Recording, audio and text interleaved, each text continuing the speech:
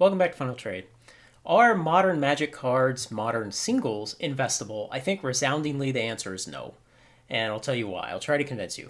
So, the problem with modern singles is that WotC makes no illusions that they plan to reprint anything of value. And so, it's kind of the same problem you have with central banks and national currencies. For instance, the Federal Reserve in the United States has the sole authority to print dollars, and so the supply of US dollars in circulation is not constant. And so over time, they print more and more and more, and the value of each individual one goes down. And I think that's a really good analogy for Magic cards because WotC will go looking around at, what cards are expensive. And they'll look in the secondary market and they'll see what's really expensive, things like fetch lands, for instance. And then they'll say, well, if we want to increase the value of the sealed product that we're manufacturing and selling, we should probably include a lot of cards that are already expensive. And that way, when people are evaluating whether or not to buy this new sealed product from us, they'll look at what the contents might be. And then they'll say, well, shoot, I can get fetch lands again, or I can get Jeweled Lotus, or I can get Demonic Tutors, or, great cards that are still very valuable. And so it will make people more interested in buying those new sealed products from WotC, which is where they make most of their money. And it will do that by putting more of those old cards into the market.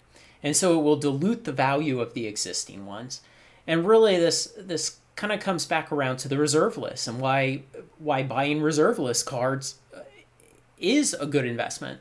It's that WotC has made the promise, and they've kept it for 20 years now, that they will not reprint reserve list cards, now even in fancy forms or non-tournament legal forms or anything. And so you can be more assured that those will not get reprinted in the future. Yeah, it's possible WotC could go back on their word one day, but even then, all of those original copies of them are 20 plus years old, and there's fewer of those in the market. I guess I could give another analogy. In the United States, it's illegal to buy a newly manufactured machine gun. And so all the ones that are legal for civilians to own were produced before 1986. And so people will talk about, well, what if that law ever changed and you could buy new ones? Would the value of the old ones go down? Well, they'd go down some, and they'd go down relative to what their useful value was and what their collector value was. So the collector value would not decrease much, but the usability factor would decrease a lot. And so it's the same thing if WotC ever went against the reserve list and started reprinting it. So I think the analogy of central banks and currency works really well because WotC has the unilateral authority to reprint Magic cards. And, when it sees, hey, Mystical Archives stink, they're not going to reprint those. But when they say, hey, fetch lands and the one-drop monkey that's $80, when those are great, those will get a reprint, I promise you. And it'll bring the value of the cards down, all the existing ones, even from older sets. And so, it becomes dangerous to invest money in single modern Magic cards. And maybe there could be a few exceptions. I guess one thing that I kind of make an exception myself for, even though I'm not interested in modern Magic cards at all, is I buy raw near mint copies of 4th edition and 5th edition staple cards, things like Ball Lightning and Sarah Angel and Crusade and Dark Ritual, and cards that were just incredibly popular and important at the time, and things like that. And I think eventually grading some of those and selling them will make great profits, even though Ball Lightning and Sarah Angel and Dark Ritual have all been reprinted like crazy over the last 20 years. I think you can get some sentimental value, and people value that.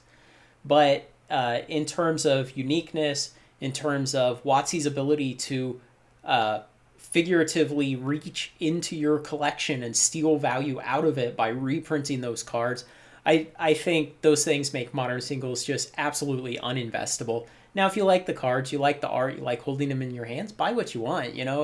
If the $80 one drop monkey, you just love the card and you want to have 9 of them so they fill up an entire page in your binder, go get them.